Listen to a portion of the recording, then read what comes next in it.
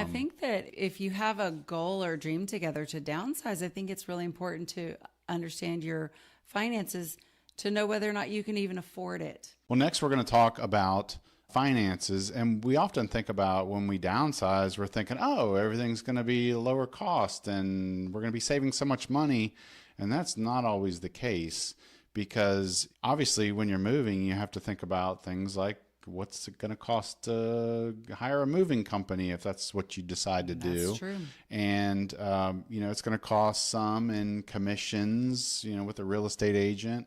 It's going to cost you, yes, closing costs. It's going to cost you some in maybe getting the house ready. Maybe there's repairs that need to be made. Yeah. There's a lot of different things that you do need to consider financially when it comes to downsizing. It's not just simply like, oh, I'm going to be going from having, all these bills to now I don't have any. Of course, that's not the way it works. And, you might want to think about just looking through all of the bills that you have.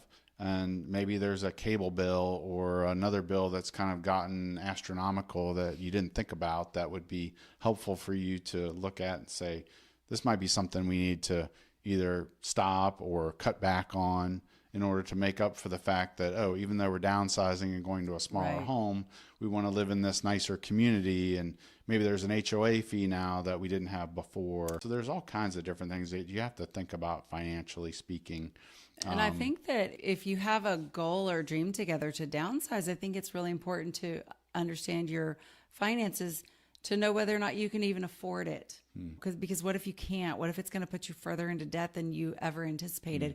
And maybe now's not the time. Maybe you need to wait, stay where you are a little longer, save up a little bit more money, maybe pay off a few more bills or debts or whatever.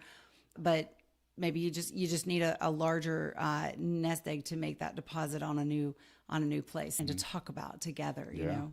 Yeah, finances are big.